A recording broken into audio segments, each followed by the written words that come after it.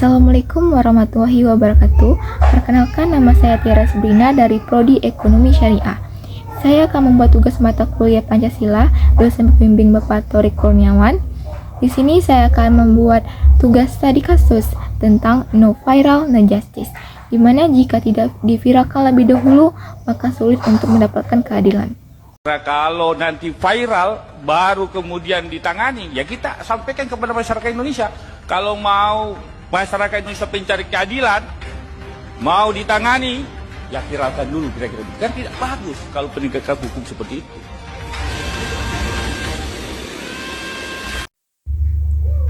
Sedang ramai dibahas di gedung DPR kemarin karena banyaknya kasus yang harus diviralkan lebih dahulu baru kasus itu dapat dituntaskan. Contohnya yaitu kasus Argo Eriko, mahasiswa Universitas Gadjah Mada. Tewasnya mahasiswa UGM Argo Eriko Afandi menewaskan mahasiswa UGM Argo Eriko ke Kejaksaan Negeri Sleman, saudara. Tersangka baru disebut melakukan upaya perintangan penyidikan dengan mengganti plat mobil pelaku. Sementara polisi juga masih menyelidiki kasus penggunaan plat palsu di mobil Kristiano ketika kecelakaan terjadi.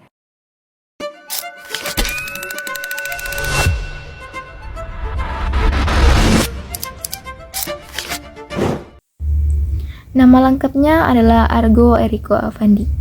Dia adalah mahasiswa hukum di Universitas Gadjah Mada angkatan 2024. Dia bukan sekedar penerus penegak hukum, tetapi dia adalah anak yang berbakat dan cemerlang di Universitas Gadjah Mada.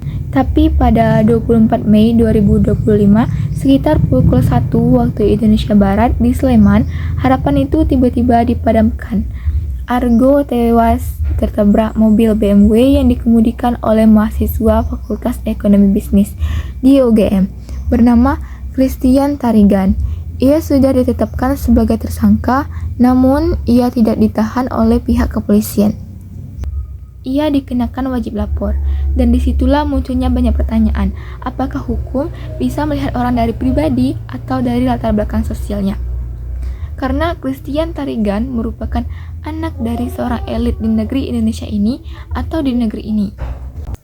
Yang lebih anehnya lagi, publik dikejutkan oleh adanya isu tawaran uang senilai 1 miliar oleh pihak keluarga pelaku untuk menyelesaikan masalah secara kekeluargaan.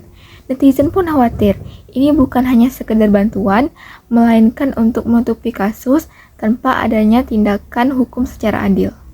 Akhirnya masyarakat melakukan protes melalui Justice for Argo sebagai simbol ketidakadilan yang harus diusut tuntas. Banyak masyarakat menyesalkan kurangnya tindakan hukum yang tegas, sedangkan kasus yang lain seringkali ditangani dengan lebih cepat karena pelakunya tidak memiliki status sosial yang tinggi. Setelah tagar tersebut viral di media sosial, akhirnya polisi pun menetapkan sang pengemudi bernama Cristiano Tarigan sebagai tersangka dan kemudian ditahan. Ia diduga melanggar pasal 310 ayat 4 Undang-Undang Nomor 22 Tahun 2009 dengan ancaman 6 tahun penjara dan denda 12 juta rupiah. Mengenai kasus tersebut, saya jadi mengingat kata dari seorang Martin Luther King. Dia pernah berkata, "Keadilan yang lambat bukanlah keadilan sama sekali." Ini kutipan yang sangat mengena dalam kasus kali ini, di mana keterlambatan hukum artinya memberi dan membiarkan hukum mati secara perlahan. Argo bukan korban laka, melainkan simbol dari ketidakadilan yang muncul dari keheningan hukum. Kita mesti mengingat satu hal, keadilan adalah hak setiap orang dan hukum wajib menjawab, bukan membisu. Dan semoga yang namanya sila kelima di Pancasila benar-benar bisa dipegang teguh oleh kita semua.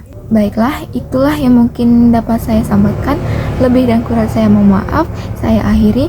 Wassalamualaikum warahmatullahi wabarakatuh.